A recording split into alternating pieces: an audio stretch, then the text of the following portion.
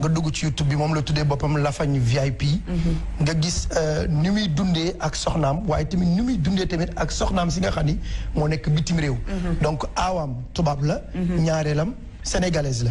mën nañu dem seetaan li ñu Asma indil bu ñu ñëwee nag ñu gën ci waxtaan élargir.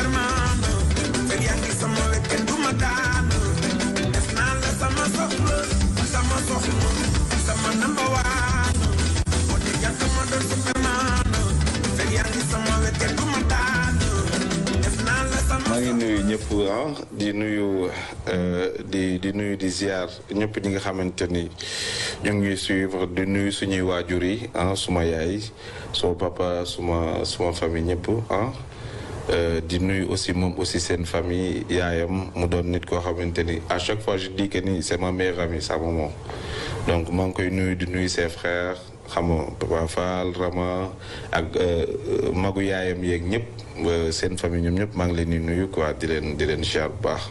bon là on est marié depuis 5 mois mais mariage bi yàgg na quoi parce que xam nga 1 an 5 mois lañ génn man ak moom ci yoo xamante ni c'est comme si on était des mariés femmes tu vois donc ça a été neex ça a été plutôt naqari voilà sur tous les plans quoi. bi ñuy génn on était tout le temps ensemble chaque jour suñu génn man ak moom on était tout le temps ensemble bu ma xëyee liggéeyuma sax ba dama ko tàmm même actuellement quand je pars pour bosser moi je suis tout le temps à la maison je bouge pas de chez moi. du ma jege du ma sori suma soxna quoi te dafa neexut a sori nag sax tamit xam nga yembar la tàmmul caméra. neex rek ndax sama jëkkër sama xarit la avant tout sama xarit la sama meilleure amie la aw ma xarit aw ma fréquentation sama kër laa nekk kuy ñëw fii nga may fekk booy dem fii nga may bàyyi sama jëkkër laa am aw ma keneen mu nekk sama xarit nekk sama mag nekk sama lépp su may wax sax yaa ma gën a xam mais bëti day taa. waaw. luy taaloo bëti. kontaan rek. ay jooy yow tamit du yambaree rek comme ça. kontaan rek xam nga parce que bi may dugg ci sëy bi dama dégg lu nekk mu muñ ko mënuma sax di tudd tur parce que xaw ma leen ndax bi ñuy wax fekkewu ma ay lafañ lay sëyal dafa gëlëm lu dama dégg ko ñuy wax lu ne.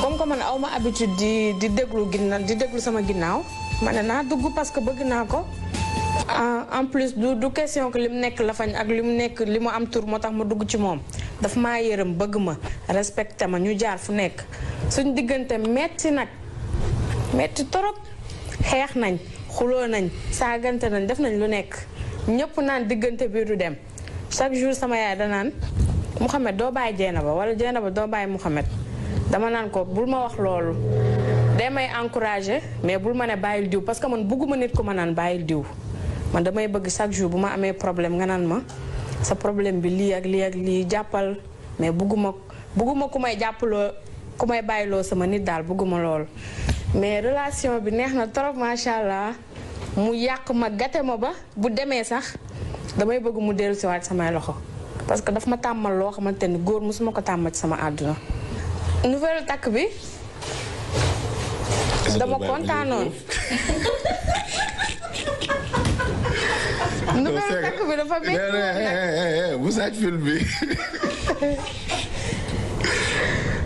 gis nga à une semaine bi ñu ne man ak moom dañuy marié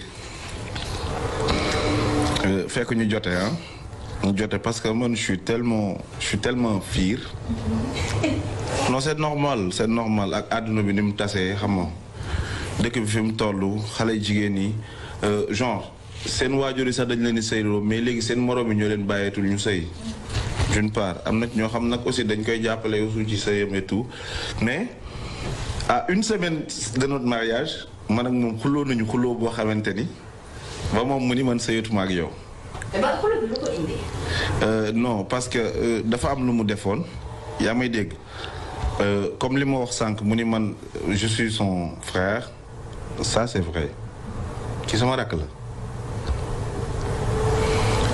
li tax yaayam des fois mu ko doon wax naan ko waaye doo bàyyi Dieynaba wala Mouhamed bàyyil Dieynaba wala Dieynaba bàyyil kii parce que mère bi barki Seydina Mouhamed suñu sëy man ak moom ni ci yaayu kii sonnee moom sonnewu ko ci yaayam à chaque fois j'ai tendance à dire que c'est ma meilleure amie yaayam sama meilleure amie la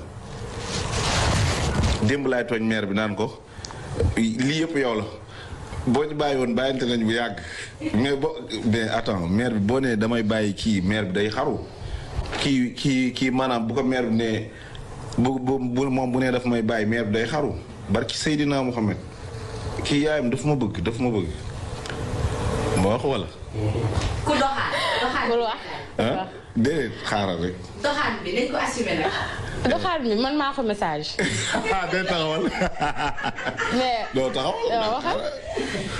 moom moo message TikTok. damay wax jëpp daf maa doxaat gis ngeen ko TikTok de la ma xamee. mu ni toog neen du def bougéwul peut-être. mais moom daal par force moom day fi rek la fañ bi. mu message ma bi ma message TikTok ni ma man sa fans la c'est des trucs que yoo xamante ni yàgg naa ko dund. yàgg naa dund ay jigéen yoo xamante ni dañ lay message man de sa fans la et tout j'avais pas tendance à répondre à chaque fois ci yooyu affaire ñu fekkee am na ñu may seetaan dinañ ko wax. dinaa la message ay yow jërëjëf waay merci affaire mais du ma répondre. du ma répondre maanaam genre si c'est une provocation et tout du ma répondre parce que tamit quoi qu'on puisse dire. ñu nangu ko ah jantal gentleman la fañ bu jantal dëgg du neex. donc dafa boo. kenn kii. waaw romb na boo. lan la def. xool ko rek. man kay gisuma. munoo gis. léegi bi ma messager moom xam nga lu war a am moom laa ko wax tout le temps dafay nekk naa ma waaye bi ma la message dama la message woon parce que sa fans laa rek la woon mais après yow mii yaa ma toppaat. d'accord maa ko toppaat parce que dafa ma message. waxal kaa bi léegi. kaa bi yaa koy nëbb merci. dama ko message dafa ba bi koor gi desee 4 jours laa gis vidéo ma message. xam nga kii dafa doy waar. yow koor looy message ay la fañ. koor lu toll ni koor. waaw doo ma déglu après ci laa ko message ma ne ko grande am nga fi fans. mu ne ma bon noonu ñu nuyoonte noonu mu ne ma sama fans bi dafa jongo ma. ma ne ko bàyyil tooñ après ma off ci ëllëg sa moom moo ma message na ma ndax mën naa am sa numéro ma ne ko ok ma jox ko sama numéro ci guddi gi mu woo ma mi ngi may woo ay 3 heures du matin ndax ma seen kër amul boolu ceeb seen kër amul boolu ceeb ma ne ko boolu ceeb ma ne ko fii de sama yaay boolu ceeb bi xale góor la koy jox boo ma teeloon woo sax mën naa la ko jox mu sonal ma boo ñëwee sama kër dinaa la may lii dinaa la may lee ngir yàlla doo ñëw ma ne ko yow defal ndànk bi ñu xamante amul sax 2 jours nga tongal ma nii après ci laa ko seeti nag ñu toog ñu waxtaan mu nekk góor bu am fula ma ñëw yëfi ñàkk fayda sax jour boobu yëkkatiw ma mais bi ma ñëwee dama kontaan ci moom mu ne ma man de depuis 13h ba léegi maa ngi nii sama néeg laa doon defar 13h ba 20h. ma ne ko 13h ba 20h yaa ngi defar sa néeg mu ne ma nekk la fañ rek ba ne ko waa noonu la. noonu ci lañ xamante ñuy génn noonu 2 jours lañ def ñu guerre man ak moom 2 jours ñu xuloo bu rëy mais après nag ñu génnee noonu génn bi neex mu présenté ma rakkam bu jigéen présenté ma papaam présenté ma yaayam présenté ma ay famille dëkk bi ñëpp la ma présenté chaque jour man ak moom ñooy ànd waa sama wujju bi nag xam nga moom déjà nekku fi mais ñëw na fi temps yi passé nekk fi la nekkoon ak man ma accueillir ko ñu ne ci jàmm parce que buñ nekkee ci jàmm suñ jëkkër la ñuy jàmmal xam nga lu ma la ñëw na fi moom a mag et tout mais jàppewu ma ko ni sax moom sama wujju la mu ko jàppee ni sama mag la sama yaay la sama lépp la ba mu ñëwee dama ko bàyyi ak Mouhamed ñoom ñaar ñuy ànd kii yëngalu ma en fait. fiiru ma. kon keneen mën na dugg. bu dee ay moom tubaab la garaawul mais sénégalais dugg fii sama kër gi kenn fi dugg. kon tëj lan yàgg na. kooku rek laa may. kooku rek nga may. wala moo la may. waaw. maa ko may. maa ko may. Bon, non, sama handicap judduwaale wu ma ko c'était dû à un accident 2017 bii passé c'était le 15 août 2017 ma accidenté woon sama yaay moom ma yónni woon pour ma yóbbul ko natt fekk natt bi xaw a tardé ñu waajoon ko alamaan léegi nag mu yónni woon ma pour ma yóbbul ko natt bi ma génnee nag may def vitesse di jaar ci diggante oto yi après benn taxi ci la ma mbëkk quoi loolu moo ma indil suma handicap. moo yàq sa tànk après. moo yàq suma tànk 13 jours après j'ai été amputé quoi voilà. noo ko dundee. dara lépp jaam. lépp jaam. waaw comme d'habitude. dañ ci sant yàlla. bu baax. waaw mais man bu ma la fa ñul woon du ma am lu mel nii. non j'étais jantal j'ai toujours été jantal. parce que boo xoolee suma gabar da ngay xam ni kii c'est un gentleman je m'habille bien respecté naa suma bopp xam naa fi may teg suma tànk et c'est ça la vraie définition d'un vrai gentleman et un homme aussi qui respecte une femme il est un gentleman c'est ça un gentleman quoi tu vois donc mais bi ma amee sama handicap ci la ma xale yi topp ba moom mii ci la ma topp takk ko.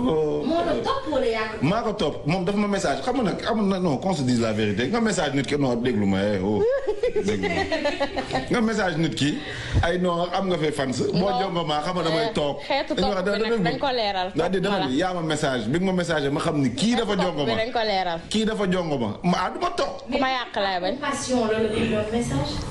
compassion moo taxoon. da nga ko yëgal da nga ko bëggoon. non dama ko yàgg suivre nag. dama koo neexoon. neexoon. musuma laa neex. non xam nga moom. woy yow. musuma laa neex. waa di tax musuma laa neex. waa si. mais neex bi du question dama ko noboon. da doon nekk si internet bi di sol ay culottes yu gàtt. ma ne sama rakk bi kii moom bu ma ko xamoon dinaa ne ko na arrêté parce que bët baaxul. d'accord. ba ci maamam bu góor da koy wax da ko naan Mansour yow kilifa nga. am na yoo xam te ne waroo ko sol. mooy short yi mu metti ma.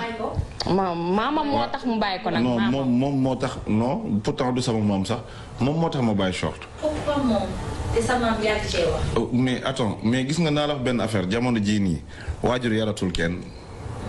te jigéen bi ngay dëkkal tey jii nii bu fekkee da nga opté pour dëkk ak moom ngeen fonder une famille et tout incha allah rabbi am na yoo xamante ni da nga ko koy bàyyiloo moom aussi mu bàyyiloo la ko parce que moom aussi dafa am ay nawle xam nga du rafet tey bu fekkoon man kese maa doon dund nit yàgg na ma wax bàyyi sol short te ma ko sama yoon newu ci mais tey jii moom dafa am ay nawle am ay mbokk et tout dañ naan xoolal jëkkëram ji de moom handicap la am parce que nit ñi dañoo mën a wax ba pare xoolal short rek foo ko fekk moom lay sol donc am na loo xamante ni moo ko dee def moom pour salir sa peau la moom de son côté. kii dañoo xamante dafa am lu bari lu ñu boole dañoo xamante 1 mois wala 1 semaine ci la sa papa gaañu 2 semaines. 2 semaines. 2 semaines ci la papam gaañu léegi bi papam gaañoo ma dem seen kër bi ma fa demee mu dalal ma et tout présenté ma yaayam parce que moom bi ma xamee dafa dem ni yaayam man de am naa sa benn xarit handicapé la affaire yooyu noonu. yaayam ni ko ay yow kii de ndeysaan moom dafa sax rafet lii ak lii ak lii ñu waxtaan ci ñoom ñaar yaa ngi dégg xam nga dëgg du neex xam nga lafañ bi jantalaay bi ngay jëkk a tudd c'est que lafañ bu jantal dafa raar moom daa am lu kenn amul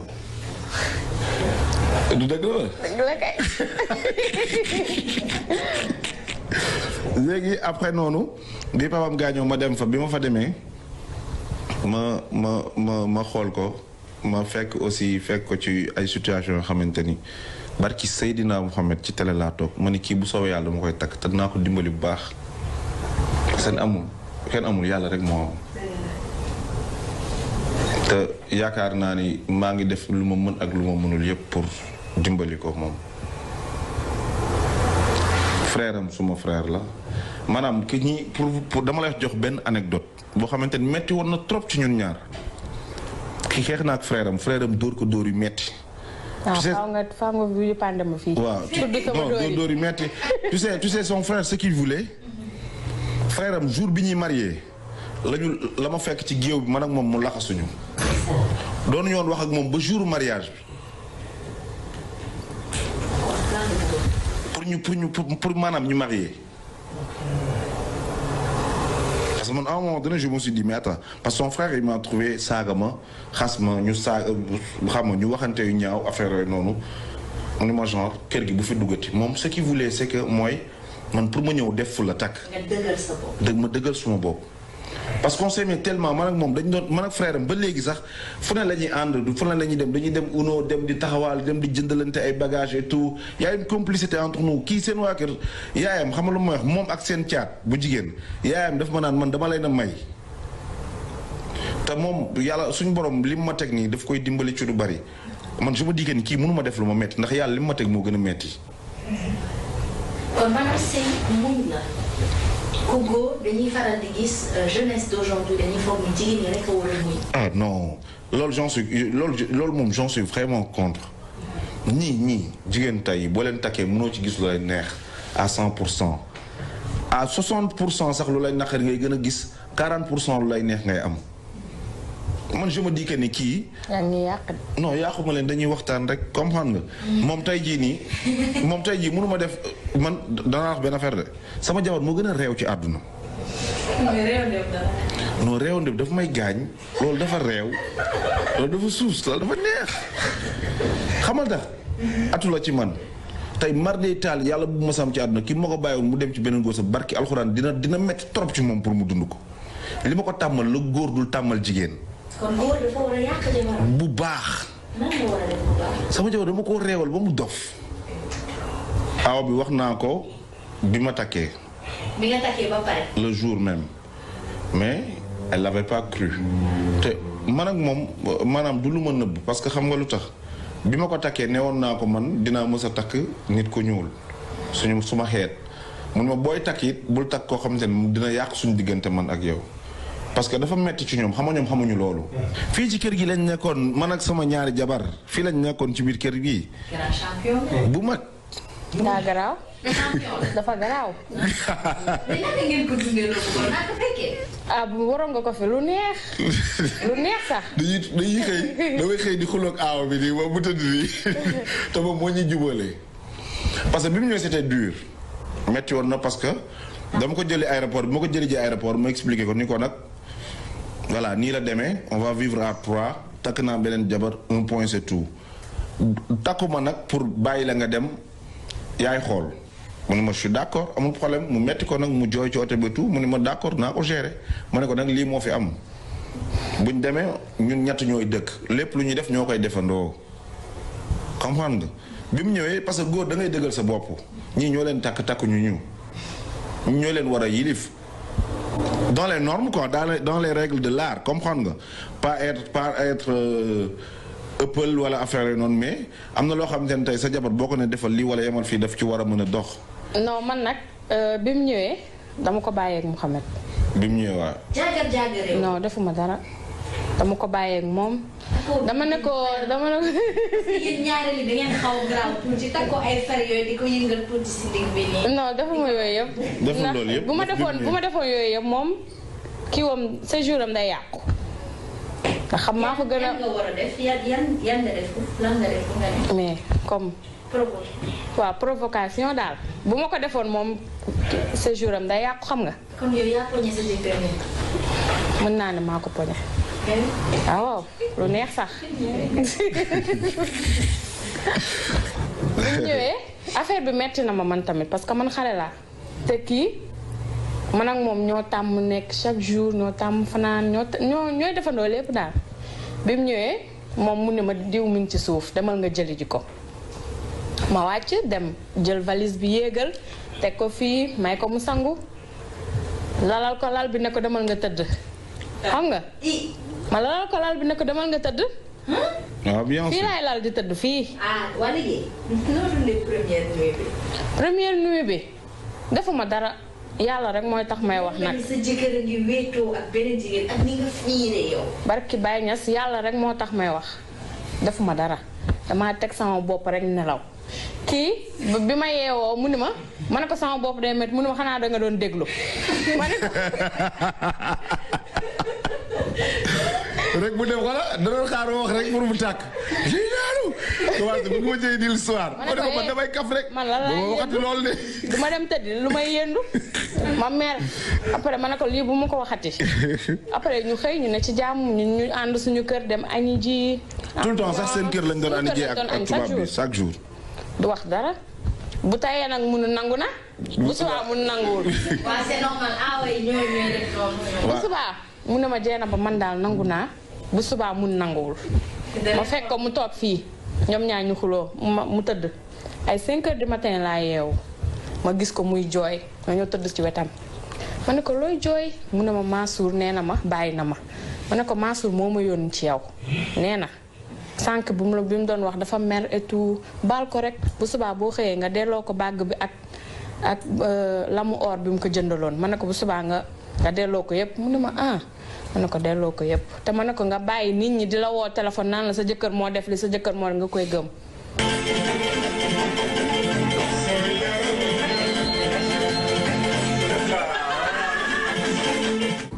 sama benn frère boo xamante ni comme man li may dund loolu lay dund mais moom aussi jabaram mu doon ko jàmbaare.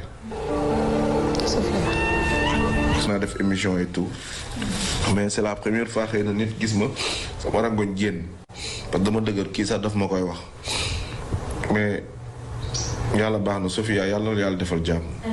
yàlla may la wér gu yaram. di profiter aussi di ñaanal aussi suma xarit bu ñuy wax Xaadim mu nekk depuis France moom aussi il a un handicap il vit avec un handicap. ndeysaan soxnaam tamit say Fall nit ku baax la mooy li may wax rek ñun suñuy soxna yàlla moo ñu koy tànnal. xam nga fii chaque jour nga gis couple boo xamante ne ku góor ki dina jàpp ku jigéen ki dóor ko ba muy bëgg a dee après dañ koy lijjanti à l'amiable ñu nekkaat wala dara kii jour moo ko njëkkee pes damaa toog lu ma musta def suma àdduna ma jël kaamil teg suma loxo waat ni dootu sama loxo dootul tegooti ci moom ma dem baalu yëkkati 50 000 jox ko mais jour looloo neex ma koy baalu ji yëkkati 50 000 di ko jox te boobu mu ngi soxla xaalis de mu ne ma puus ma fii de puus ma fii dem ci biir yi daal ni yaayam indi na 50 000 de pour jox ma yaayam ni ko doo jël mu ni ko déedéet bàyyi ma kii rek man dem naa ba si yàgg sax ma ni man tey maa dem xam naa bu ma tegee tànk dina ma ne waa kaay mun naa may pousse ma fii de fexee ba bu ma laal ma yëgat 50 000 de xëpp ko kii suñu relation boo dàqoo sax suy sëy. mosoo leen xuloo mu indi sa handicap en jeu jamais. man loolu kenn mënu ma atteindre foofu. comme nan. pour sama lafañ mi. comme nan. waaw comme lafañ bi nii handicap bi muy am. parce que ñun jigéen ñi. mosuñoo xuloo. loolu kay mosuñoo xuloo ma woo ko jëlul dama koy message du ma vue la may tontu vue damay wax page moom mu bind ma vue. damaa xam dama koy wax page sama fula mu bind ma vue ma sonn ci ma ne ko lafañ bi nga doon mu ne ma vue ma gën a mer ma ne ko yow nga xam ne lafañ nga mu ne ma vue. loolu ba lafañ nga ma lay arrangé rek. ma lay arrangé ngay déranger mu ne ma vue sama xol bi jeex ma fay sama téléphone. xam nga gars yi dañuy muñal seen soxna yi en fait àdduna amul solo il faut pas qu'on soit trop buur suñu jabar yi et tout xam nga wala trop sévère ak suñu jabar yi parce que tamit man je me dis moo tax boo amee xarit damay fiir parce que je me dis que ni c'est elle ma meilleure amie xam nga tey jii ni koo xamante ne boo liggéeyu defee woo dara yaa ngi tout le temps toog sa wetu jabar moom amul xarit day toog fii di simpot daf maa jàngal ay simpot ak lépp li muy def. mais bien sûr loolu dafa des fois ma deful dara fii daay toog di ko jàppale muy simpot def soin perruque yi et tout comprendre nga des fois fii la ñuy toog ma koy lëmbalal mun naa ma sa dagg tànk ak man attends bu ma kaful suma kër aw ma xarit aw ma fréquentation je fréquente personne ci télé laa nekk. xanaa ñi may dawal ndool vélo des personnes yoo xamante ni comme man lañ mel ñuy ànd di dawal vélo ma dem seen kër courtiser vite fait daw génnaat.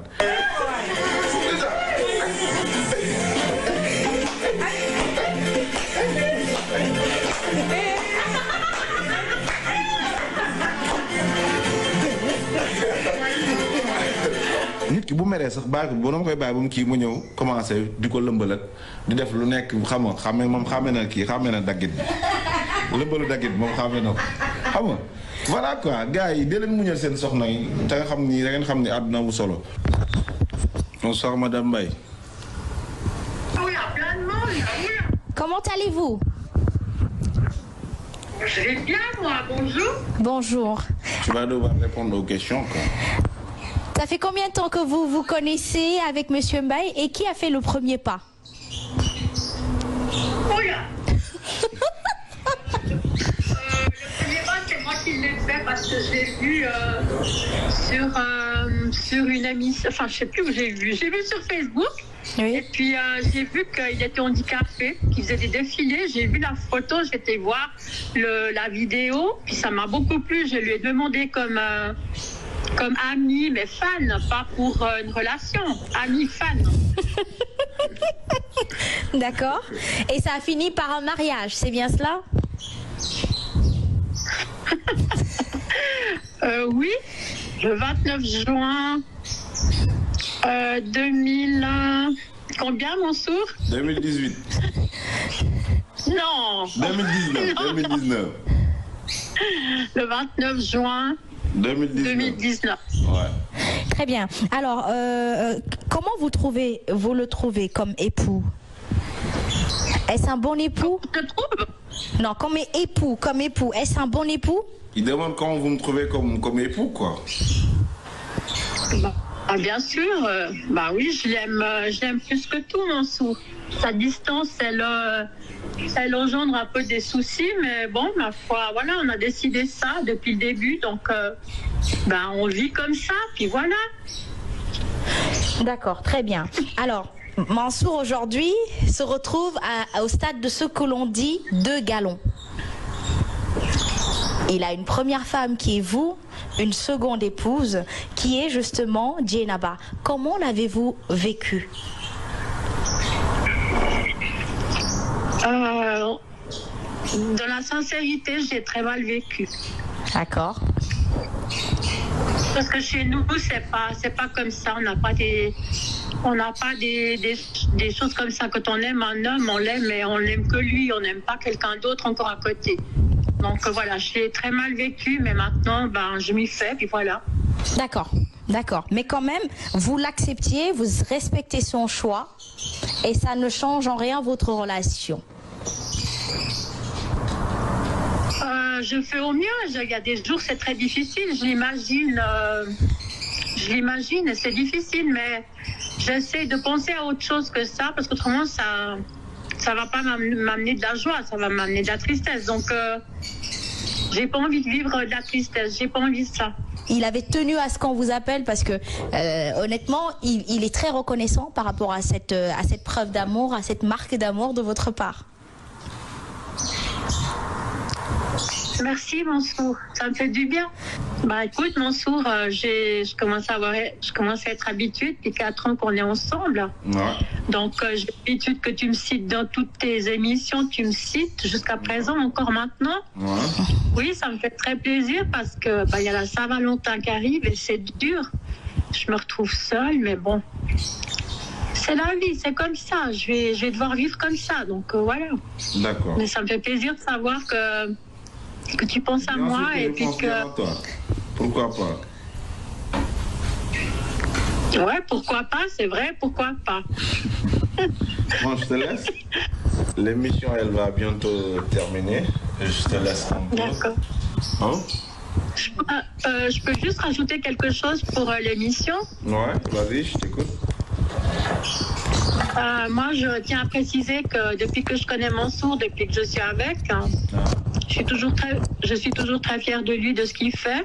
Mm-hmm. On a des petites disputes, c'est normal, c'est dans tous les couples que c'est comme ça, on a des petites disputes. Ouais. Mais le fait qu'on est ensemble et puis que je vois tout ce qu'il fait, parce que Mansour me fait suivre tout ce qu'il fait, je vois très bien. Donc, je suis fière de lui. Et puis, Mansour, j'aimerais juste te voir là, pour te dire quelque chose. Je peux te revoir? Vas-y, je suis là. Mansour, je t'aime. Je t'aime fort. Moi aussi, je t'aime. Et puis ça partira jamais, mais voilà. Je t'aime toi et j'aime personne d'autre, donc voilà. Je fais avec, je vis comme ça, et puis oublions nos petites disputes, prenons que des belles images, on a des belles photos, on a des beaux films ensemble, on a des beaux souvenirs partout au Sénégal, on a fait plein de choses et puis on s'aime et puis pour moi c'est le plus important. Voilà, nous sommes là à Golf Sud ñëwaat rek ngir dundaat mbëggeel ndax tey le 14 février bésu mbëggeel la nag monsieur et madame Mbaye dañoo bëggante ou monsieur et mesdames Mbaye dañoo bëggante ba tax ne nag mbëggeel googu moom ñu boole ak ñoom ba ñu ñëw seen biir kër tey li ma fi gis dal ma xel ndax monsieur Mbaye nee na góor ñi muñ leen ndax nag ku bëgg négocier bi yàgg da ngay muñ jigéen ñi tamit bari nañ caprice mais nañu wàññi kon nag monsieur Mbaye ñu ànd ak suñu partenaire di Fleur d'Antoine fleuriste nee nga da nga koy jagleel madame nii. waaw bu baax. dama koy jox madame lii dafa suus. dafa la. maa ngi koy joxaale sama soxna gaa yëpp ñoom say Fall Sophia xam nga voilà ñoom ñëpp seen soxna yi maa ngi leen di jox bouquet bi quoi. voilà. boo koy jox madame loo koy wax. moom xam na fañ daan jaar rek. Fleur te waa après seen gën a bàyyi sax ba gis a déggoo jox ko waaw Fleur du lu ñuy joxee nii daal. waaw bàyyi moom kot suma Fleur. dafa am nu muy demee. bébé. voilà mu ngi noonu. sama jabar ji dafa baax barki Seydina Mohamed. kii wallaay azim maanaam balaa ma doon neex sax lii doonoon Fleur boo xam ni or la wala jamaa. dama la koy wax tout le temps nit du la mënal dara ci kaw suuf parce que man maay sa protégé. ku la laal ma barki borom Tuuba Mbàkke te ku la laal bu la laalee daf may jot. dafa leer. alors yàlla defal jàmm. je t'aime beaucoup chérie. je t'aime aussi. voilà gis nga Alima. Asma demal nañu seetal ñu Mamadou Mansour. ak ki nga xam ne moom moo di Dieynaba ak bu jëm bi nga xam ne nasaraan la. gis nga élément bi. c'est émouvant. mu ngi noonu c'est émouvant et puis boo xoolee da ngay xam ni c'est à chaque fois on a comme l'impression que buy am coow daf ci am faaw ñii nangu faaw ñii bañ moom bi mu bëggee sëy ak Mansour comme ni mu ko waxee am na ñoo xamante ni peut-être si ay jege ñaaleem nanguwuñu woon ndax handicap bu Mansour mais moom mu gëmm ndax bëgg na Mansour macha allah bëgg na ko lool et puis xam naa ni seen diggante bi daal tubaarkàlla gis naa complicité bi nga xamee ni am na seen diggante ñoom ñaar te defe naa ni loolu moom moo nekk base sëy boo xoolee Mansour mi ngi wax ni dafay bëggul sori soxnaam dafay bëgg di ko jege chaque jour ambiance bi di am ci kër gi di neexee tout te defe naa ni loolu xale yi war nañoo xam ni booy sëy coow li bëri boo bëggee itam te am ci yaakaar dugal ndax mën naa baax. John c'est vrai que xam nga sëy moom ak bu mu mën a doon sama sëyu keneen ak keneen. début bi day am ñu mu neex. am ñu mu dul neex dama am benn mag bu ma daan waxtaanal mu ne en matière d'amour en matière de mariage. il faut toujours éviter la troisième personne. la troisième personne mooy ki nga xam ne da ciy dugg di yàq. ki ci yàq bokkul ci sëy bi. mais ki ñëw ci sëy bi di defar. kooku ku dafa bokk ci sëy bi. dëgg la li ci tege mooy aawam. xam naa daal Mansour war na gërëm réseaux sociaux daal aawam mi ngi ko xamee ci Facebook réseaux sociaux yi c'est vrai. ñaareelam mi ngi ko xamee ci TikTok. ñaareel bi te nag Mansour dafa jar Mansour boo xoolee ñaar ñi mu takk ñëpp ñoom ñoo njëkk def premier pas waaw ça veut dire que Mansour ku jar la et puis gentleman la donc loolu chance la ci Mansour ñu ngi koy ñaanal suñu borom gën ko kattanal. amiin gën ko dooleel. amiin gën ko darajaal moom Mansour. et puis nañ ci jàngee mbëggeel dafay ànd ak wax dëgg en fait mbëggeel dafay ànd ak wax dëgg parce que Mansour il a été honnête dès le début ak ñaari soxnaam yëpp kenn ku ci nekk.